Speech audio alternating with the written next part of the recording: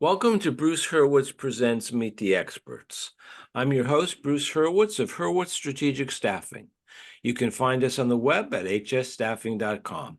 I hope you'll consider us for all your staffing, career counseling, and professional writing needs. Momentarily, I will be joined by Dr. Bill Conerly. We will be discussing the economic impact of artificial intelligence.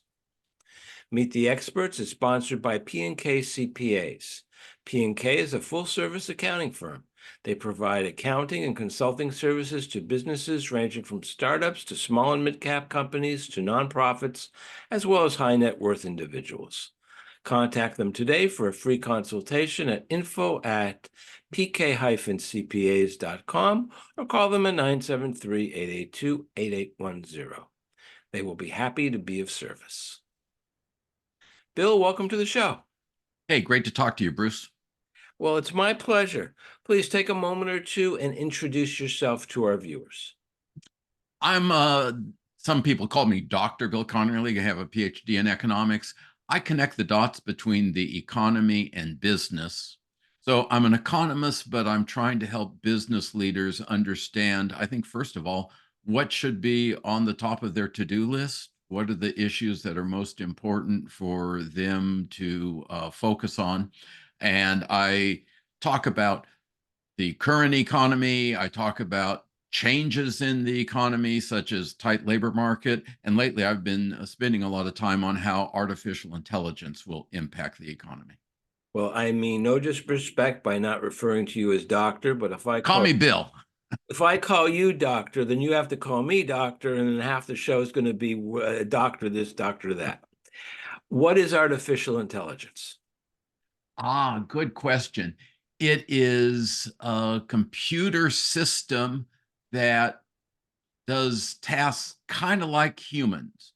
We are not at intelligence at the level that you normally think of, but for some activities, what we're calling AI, artificial intelligence, is actually pretty good.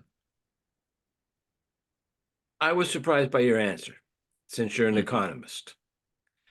I thought your answer was going to be totally different. Oh. That what you would say it was a tool. It is a tool. And I often liken it to the table saw in my garage. I do some woodworking projects on the weekend, and that tool in my garage can speed up my work. It can make it more accurate. It can also ruin a perfectly good piece of wood, and it can cut off a finger, though right now I've got all five still there. You So, should probably keep your mouth shut so you don't jinx yourself. I've stopped listening to podcasts while I'm using power tools. Just like, let's get the brain focused on the one thing. But, tools can be used for good, they can be used for evil, and they can be used accidentally with bad consequences or wonderful consequences. Now, my interest in AI is the philosophical, the moral, the ethical, the legal. Yeah. But reading of late, two things come up. The first is that AI is making people lazy. Comment on that. Yeah, well, there was this guy named Socrates. I heard of him. I think he was before your time. And yours. And mine. He thought that reading made people lazy, that the right way to learn was to memorize passages from the great texts, and that reading was sort of the lazy way out. So, but there is maybe a challenge here. Let me share the challenge as I understand it. This is an area we probably shouldn't talk about because I do not have the answer. But That's if okay. you'll tolerate somebody not having the answer. In a survey of how does AI help customer service representatives handle phone calls where people have a problem, AI was very helpful to the least talented, the lowest performers. So the bottom of the barrel customer service reps got much better using AI, but the top performers did not get much better. They were good, and AI could not improve on that. So that makes it sound like a great tool, but then we start thinking, how did the top performers get to be top performers? Most of the top performers maybe started out as bottom performers and they learned. So that's something that we have to be concerned about. Great point. On the optimistic side, and I'm generally an optimist, on the optimistic side, imagine that you have an employee starting out in a job and a seasoned professional is standing behind the employee's shoulder whispering, oh, ask about this. Ask if it's a new problem. Ask if it's intermittent or consistent. Over time, that employee is going to learn what questions to ask and is going to learn the responses. So it may be a tool that helps people grow on the job, but I'm not sure it will be. Okay. My second point is what I refer to, and I'm sure you're acquainted with the term hallucinations, but I'll explain it well, you explain it. Yeah. The AI makes stuff up. There you go. And it is programmed, it is trained to predict the next word or the next phrase in a conversation. And it may decide that the next word should be a reference to, well, let me give you a specific example. I asked one of the AIs which were my most popular articles of all the articles I've written. I've been writing for Forbes.com for over 10 years. And it came back with 4 articles that I recognized that I thought were pretty good, and a 5th one that I didn't recall having written. And I checked my records, and no such article was published, no such article was written. And it just treated that as if it were factual. It wasn't something that was written by someone else with your name. Correct. It just made it up. It just seemed like, oh, this would be a natural thing to follow. And the title sounded right. It was in the style that I wrote. I have another friend who asked ChatGPT about, I think it was ChatGPT, let's just say one of the large models, about a book she had written.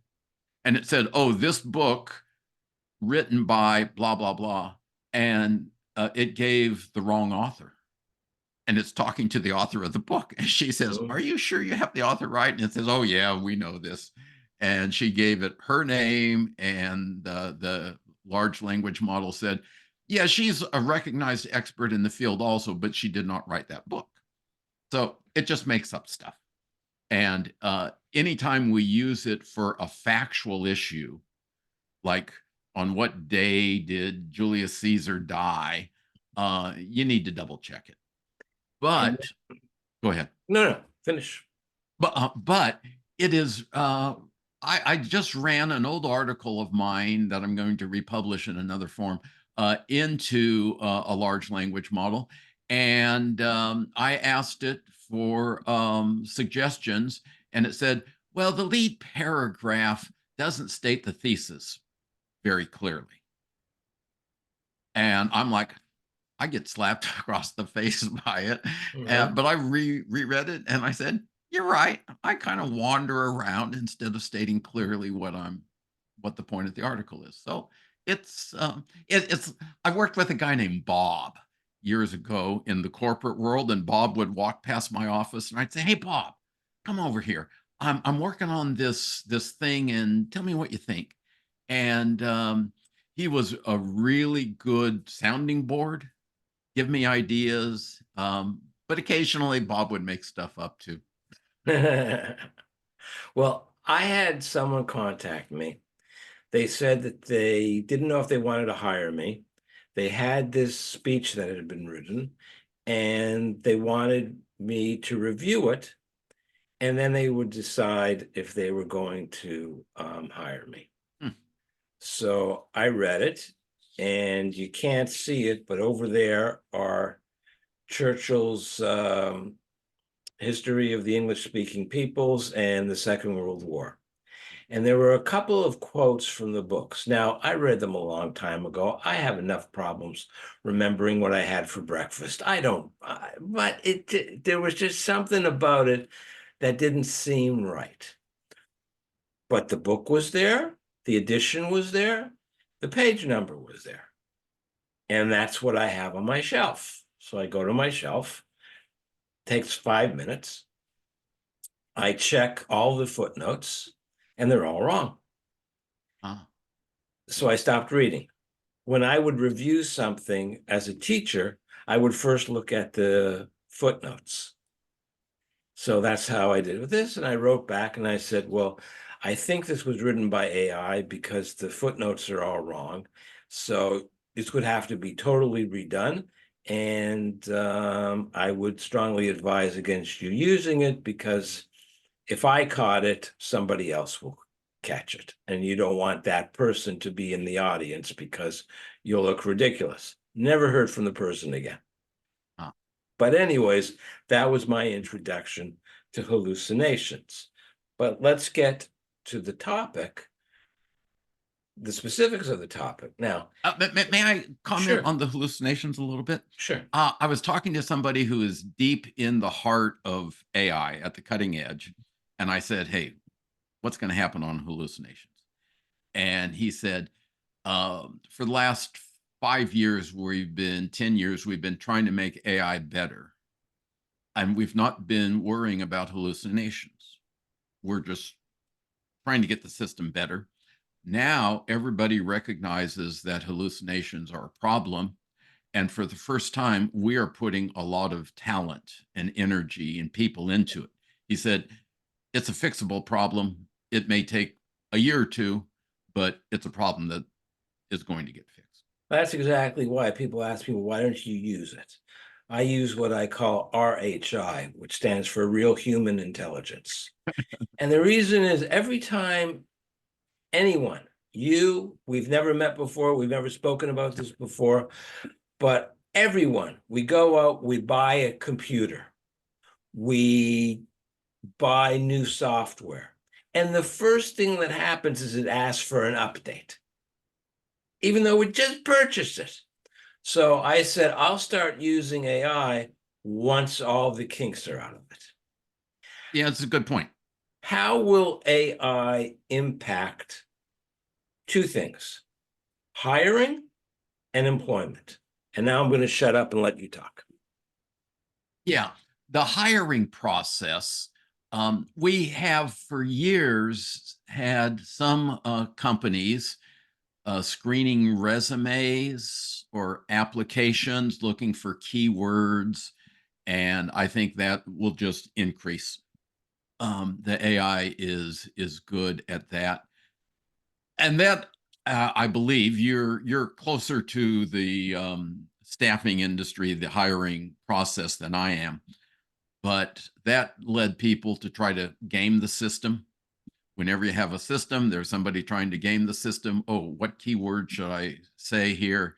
And you have some people who, let's say, they uh, describe themselves in an optimistic way, describe their capabilities, their experience in the best possible light that's maybe a little bit beyond the truth. Um, and I think there will be a little cottage industry of how do you write a resume or a job application that passes the AI and gets through to the next level. That's good. Um, but I think that for larger companies, we have the potential to better understand what is a good hire. And a good hire is not just the personality that the manager likes. Some people work out well and stay a long time, are highly productive. Other people look like they have the right skills for a job, but they just don't like the job that they get hired for and leave, or they don't do a good job. Does that ring true to you? Oh, yeah, absolutely. I like to say that if anyone says that a recruiter or employer for that matter, but I'll focus on recruiters. If a recruiter says that they've never been tricked and they've never, because there are people who interview very well. They are masters at interviewing, but there's nothing there to back them up. If any recruiter says they've never been tricked, they're either brand new, totally unaware, or a liar. Yeah, Because it happens. Everybody can be, well, who was it? P.T. Barnum, there's a sucker born every day. yeah, Sometimes you're the sucker. yeah, yeah. And I think that there is a potential for better hiring decisions, Mhm. um, particularly in cases where there's a lot of information. If you've got 2,000 truck drivers, you can probably figure out who's going to be a good truck driver. Mhm. If you're hiring one person to be your treasury manager, and you've only had one person in that position in the last 5 years, you probably are going to have to wing it. And the second part was, what will this have to do, or how will AI impact? I forgot what the second one was. It was Employment? employment. Yeah, that is the big question. Uh, what we know right now is that there are some tasks that are much, people become much more productive if they use AI. And other tasks where they're not much more productive using AI. And I say task because a typical occupation is comprised of multiple tasks, and you need to look at the specific tasks. So if you are, there are people who have been making a living writing descriptions of a company's quarterly earnings. The company says, hey, our sales were this, our profits are that, our costs are that. And there are people who take those numbers and make it into English words or any foreign Mhm. language. AI does that, will do that very well. Computer programmers become much more efficient when they use AI as a tool, though they have to check their work. People writing marketing copy become more efficient. But the carpenter, the plumber, the electrician, not so much. Yeah. The senior plumber can probably do a cost estimate more efficiently, can come up with a bill of materials for a project more efficiently, but the actual connecting one pipe to another, we're a long way before AI is going to help with that. Well, that wouldn't even be AI. It would just be a robot. Yeah, a robot with AI inside its Yeah, little brain, that knows how not to strip the threads, the and threads. Thank you. yeah, I wanted to say gears. Now, my example was going to be a mechanic, and I know nothing about cars. I know where the gas goes, I know where the oil goes, and I know where you keep the spare tire. Of course, today cars are computers on wheels, but that's beside the point. The only time I ever got involved with helping a mechanic figure out where the problem was, I think it's 33rd Street in Manhattan. There are a lot of small auto repair shops, and they park the car on the sidewalk. They block the sidewalk when they're working on a car, and I'm walking, and they're staring under the hood. And I look, and I said to the owner, I know what you're going to say. I'm a university boy. I don't know anything about cars, but I think the problem with this one is there's no engine. So we were chummy. He wasn't offended. He thought it was funny. But if you think of AI as a tool, he's got, I'm certain, a wrench that he's used since day one, and he loves that wrench. The new guy that he hires is going to have a wrench that can automatically fit over any bolt, and doesn't matter how rusty it is, it'll take it off. So his new tool is more efficient, but the owner won't use it because he's comfortable with his. Yeah. How long do you think it's going to take for people to become comfortable with AI? Oh, that's a good question. Um, the folks who study scientific change, there's a classic book called something like The Theory of Scientific Revolutions, says that progress doesn't come by people changing their ideas. Progress comes from the old people dying and young people stepping up. So that old mechanic, you bring in a Honda Accord that has 7 years on it and is showing certain symptoms. The mechanic says, oh, most of the time when this model, maybe not a Ford, but the Honda does this, the mechanic has seen it enough that he knows what the most likely problem is. We'll get to where the AI can do that. And somebody is just going to say, hey, this is the car I've got, this is what's happening. And the AI is going to say something like, well, 93% of the time, it's this particular problem, and you check it by doing such and such. When I was a kid, we went to a mechanic who was an illiterate. He couldn't read, he couldn't write. Yeah. My father had him show me how he signed his name. He signed his name with an X. He literally could not read or write. However, I was invited to a presentation he would make for kids. He would take an engine apart, take about half an hour. He'd put it back together. It'd take about 45 minutes to an hour. It would work. And then he would say, because we're all saying to ourselves, because we're so smart, well, if he can do that without learning to read or write, what do we have to go to school for? He would then say, well, just imagine what I could do if I was properly educated. So now, with everything we've discussed, what will the impact be of AI on the economy? Because it's a new tool. It's not necessarily replacing people. It's going to help people. Will that mean lower salaries? Will that mean higher salaries? Because now employees have to know a new skill. Yeah, I'm going to give you a great answer, an answer guaranteed to be right, which not every economist It does. depends. You took the words fresh out of my. You got a lawyer, I got a lawyer. They always say it depends. When I have a lawyer on the show, if I remember, I tell them there are two things I do not permit on my show: profanity and giving the answer, it depends. Yeah. Well, let me tell you what we've seen in the past to begin with, and then we'll talk about how AI may be different. Sure.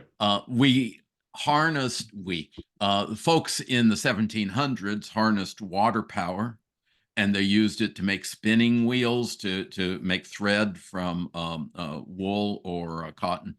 And then they harnessed it to looms that would weave fabric. And everyday people for the first time could afford 2 sets of clothes, maybe even 3. And the clothes were cheaper. So the standard of living of everyday people got better in the first industrial revolution. But some people lost their jobs. And the weavers in particular some of them became Luddites. They said, hey, I used to make a good living weaving, and now I can't. Incidentally, they were making a good living at weaving for just a couple of generations after the thread became cheap from the Industrial Revolution, making thread cheap. Then weaving became valuable, and then the weaver said, oh, I'm not needed anymore. So there was definitely harm to certain occupations, but generally things got cheaper. And I think what we're going to see with AI is across the board, um, an hour of work will buy you more stuff because it will be cheaper to make the stuff. And at the same time that's going on, we're going to see a shift of activity. So the people who have been writing programs, maybe we don't need as many of them, though there's a concern there. But I think people are going to say, well, gee, if I've got more resources, my income will buy more stuff. I'll get some of the entertainment that is cheaper because of Chat GPT, but I also want a, a nicer house, a bigger house, a fancier house, and that's going to require the carpenter, the plumber, the blah blah blah, and that's the area where AI is not helping much. So there will be a shift. People will have to move from the AI enhanced fields to the less enhanced fields, and that is doing things with your hands. Robotics will improve, but at a slower pace than the manipulation of words and numbers. Overall, I think we're going to be better off. I'm curious about something. And I have no idea what you're going to say. You were kind enough to send me a list of questions. And I responded, thank you, but I asked the questions and I don't want to know. I don't want anything in advance because then it sounds like a rehearsed play instead of a real interview. I like it when I lose my train of thought. Well, I don't like it when I lose my train of thought, but when an interviewer loses his train of thought, you at least know it's a real interview. Of the questions that you sent, did I ask any of them? Oh, I don't recall what I Okay. sent. I was just curious. Yeah, yeah. Now, I have, apropos, run out of questions. You've been a great guest. I appreciate it. Good. So what I want to do is to share your contact information. I'll make us magically appear. And I have one final question. Sure. Is there anything that I did not ask you that you wish I had asked you? And if I had asked you, what would you have said? Okay.